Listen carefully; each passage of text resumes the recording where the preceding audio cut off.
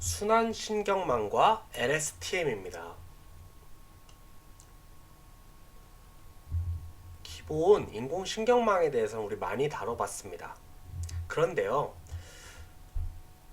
만약에 이 인풋 데이터가 서로 영향을 주는 사이면 어떨까요? 대표적으로 주식 데이터 같은 거 있죠? 주식 데이터, 이렇게 과거의 값이 현재에 영향을 줄 수가 있습니다. 그래서 얘네 것들이 독립적으로 존재한다고 보기 어려울 때가 있어요. 또 예를 들어 언어 같은 거 있죠. 언어 같은 경우는요, I love you, I love you랑 I 이렇게는 안 되겠죠. I you love 이거는 좀 다른 뜻이거든요. 그렇죠? 순서에 따라서 좀 달라질 수가 있습니다. 그래서 이렇게 순서가 중요한 거는 그냥 넣으면 안 돼요. 그렇기 때문에 이럴 때는 특이한 그 딥러닝의 특이한 버전을 좀 쓰게 되는데요. 순환신경망이라고 있습니다. RNN이라고 하거든요. 그래서 이걸 리컬시브가 반복된 재귀적인 이런 뜻입니다. 그래서 첫 번째 데이터가 있었을 때 그 데이터가 이 아크탄젠트라고 합니다. 아크탄젠트로서 그 탄젠트 함수의 역함수에 해당이 되는데요. 마이너스 1에서 1 사이의 범위를 갖게 되는 이런 활성함수를 거치게 됩니다. 그럼 이 값이 그 값이 돼서 그대로 첫 번째 건 그대로 들어갑니다. 첫 번째 건 그대로 들어가요. 두 번째 거는 요거를 거친 값하고 합쳐지게 됩니다. 그래서 들어가게 되는 거예요. 그래서 이 앞에 거에서 영향이 크다면은 1이 된 게 들어가게 되고요. 좀 작으면 작을수록 0이 된 게 들어가게 되고, 물론 반대되거나 이러면 마이너스로 들어가게 될 겁니다. 그래서 이렇게 들어간 값이 다시 이 탄젠트 함수를 거치게 됩니다. 그런 식으로 해서 이 값을 유도하게 돼요. 그럼 두 번째 함수는 실제로 이 첫 번째 값의 내용을 포함하는 값입니다. 그렇겠죠? 그런 식으로 하게 됩니다. 이게 계속 반복되면 이 다음 데이터도 실제로 이 두 번째 데이터 요거에 어떤 정보를 포함하고 아주 첫 번째 정보도 같이 포함하게 됩니다. 왜냐면 이 정보가 또 들어오니까요. 이런 식으로 과거의 데이터가 영향을 주고 있을 때 이런 식으로 해서 딥러닝을 돌리게 되면 이제 이 다음부터는 그때 기본 딥러닝하고 똑같습니다. 여기다 넣어서 이제 함수를 뽑아내게 되는데 이런 식으로 뽑아내면은 정확도가 굉장히 높아지게 됩니다. 그래서 요거 같은 경우에는 좀 요새 주목을 받고 있는 게 특히 돈하고 관련돼 있는 거, 주식, 부동산 뭐 이런 가격 예측할 때 좀 많이 쓰이게 돼서 실제로 성능이 좋다고 나왔고요. 그래서 이렇게 쓰이게 됩니다. 다만 요새 순환신경망 같은 게 좀 문제가 있어요. 왜냐면 이거 예를 들어 이게 지금 3개밖에 없는데 한 1년치 데이터를 넣었다고 해봐요. 그 1년 전 데이터가 지금에 영향을 주고 있으면 안 되거든요. 그렇죠? 뭐 1년 전 주식 가격이랑 무슨 상관이 있겠어요. 그러니까 이제 장단기 메모리 LSTM이라는 걸 쓰이게 됩니다. 그 LSTM이라는 거 참 이름을 잘 지은 것 같은데 우리 인간은 어떤 기억을 할 때 장기 메모리하고 단기 메모리가 있습니다. 그래서 오래 기억하는 기억도 있고 그냥 잠깐 보고 까먹는 거 있죠. 눈에 바른다고 하죠. 그냥 살짝 보고 바로 기억하고 오래는 안 가는 그런 거를 이제 단기 메모리라고 합니다. 오늘 식사에서 반찬 뭐 나왔어요? 어제는 뭐 나왔나요? 어제 뭐 물어보면 대답 못 하거든요.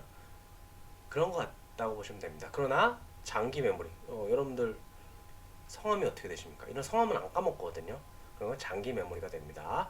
그래서 실제로 이렇게 이 값들을 첫째 이런 장기 메모리가 계속 지나가게 됩니다. 계속 전달을 해주게 돼요. 따로 저장을 하는 겁니다. 그 중에 이제 다른 건 다 똑같은데 여기서 이 forgetting factor 얼마나 잊을지에 대해서 이 수치가 곱해지게 됩니다. 그래서 이 수치는 0에서 1 사이인데 이 수치가 들어올 때 이제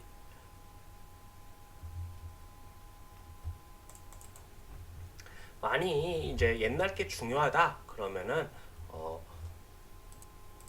그러면은 1에 가까운 숫자가 하면은 그대로 데이터들이 잘 전달이 되겠죠. 다만 이제 잊어야 된다. 그럼 0, 0이란 값을 넣게 됩니다. 그래서 이렇게 이 포게팅 팩터 같은 거를 정할 수도 있고요. 아니면은 이 포게팅 팩터를 정해놓고 이걸 계속 그거에 옛날로 될수록 제곱이 되게 하는 방법도 있습니다. 그렇게 되면 옛날로 되면 될수록 그 수치는 점점 작아지겠죠. 그래서 옛날 건이 있고 최근 걸 많이 반영하고 이런 식의 방법을 우리 장단기 메모리라고 합니다.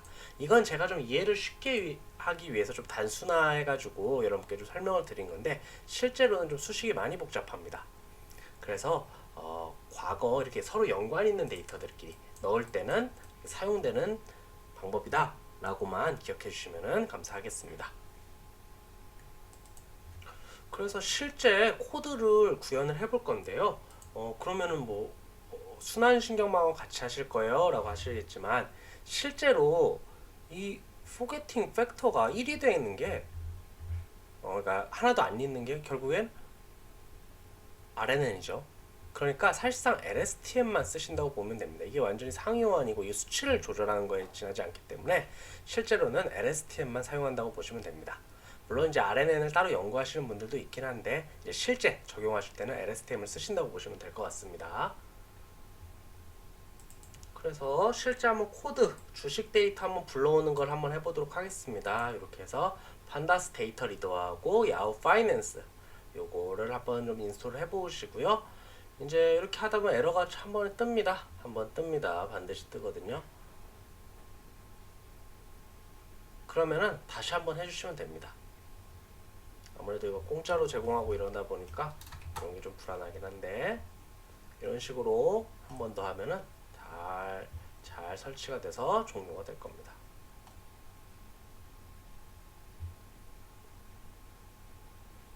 그 다음에 기본 라이브러리 해주시고요. 그 다음에 와이파이낸스 데이터. 그 다음에 저를 항상 가슴 아프게 했던 블리자드 데이터를 불러오겠습니다. 이건 티커죠. 이렇게 깔리게 됩니다. 그래서 각 데이터를 어레이 형태로 만들어 주시고요. 인풋 데이터를 갖고 최종 조정장 데이터를 한번 불러오겠습니다.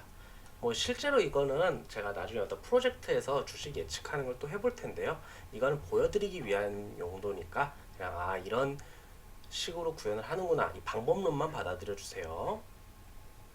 그래서 뭐 스케일링 하게 되죠. 스케일링 하게 되고 이제 여기서 모델에서 LSTM을 갖고 오게 됩니다. LSTM. 그래서 LSTM 시퀀셜 해주시고 add에서 처음에 LSTM을 넣으시고 input shape를 반드시 넣어주셔야 됩니다.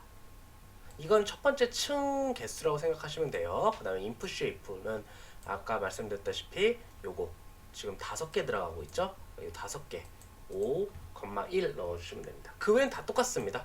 레릴로 펑션을 하고 뭐 이렇게 이게 분류가 되면은 여기서 뭐 이제 시그모이드나 여러 개면 소프트맥스가 될 텐데 지금은 회귀식이니까 그냥 1이라고 되겠죠. 그래서 MSE, MA 이런 식으로 해주시고 그래서 요거를 불러오게 되고 그래서 LSTM 불러와 주시고 이 상태에서 요거 시퀀셜 이렇게 됩니다. 그래서 여기 혹시 쉼표 한번 치시면은 이렇게 예시가 나오는데 보면은 저 위에 보면 아크 탄젠트 쓴다고 나오죠. 그렇게 아크 탄젠트를 쓰는 걸 알 수 있습니다. 그래서 요것들 하고 트레이닝 시키게 됩니다.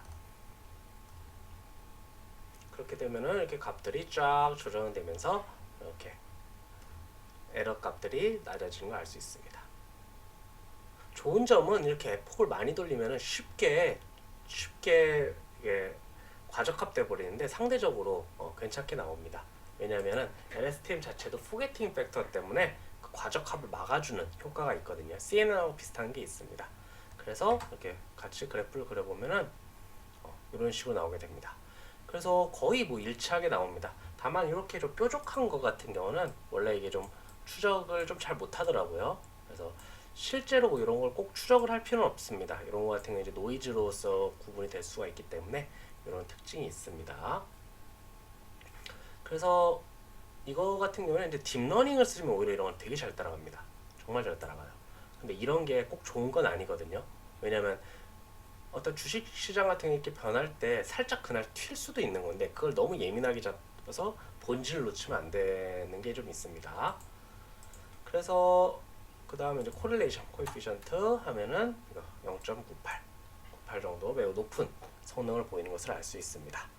그래서 요거 같은 경우 이제 그 트랜스포즈를 해줘야 되는데 그 LSTM 같은 경우에 이렇게 해줘야 되는 것처럼 뱉어줄 때가 있습니다. 그래서 모든 게 좀 성능이 다르기 때문에 할 때마다 이런 식으로 좀 바꿔주시고 이런 거 어레이 씌워주라고 이렇게 경고 메시지 뜨면은 이런 식으로 씌워주시면 될 것 같습니다. 그래서 이렇게 서로 연관이 있는 거, 그러니까 그 데이터 인풋 자체가 독립적이지 않고 그것도 좀 순차적으로 영향을 주는 거가 있다면은 LSTM이라는 기법을 쓰게 됩니다.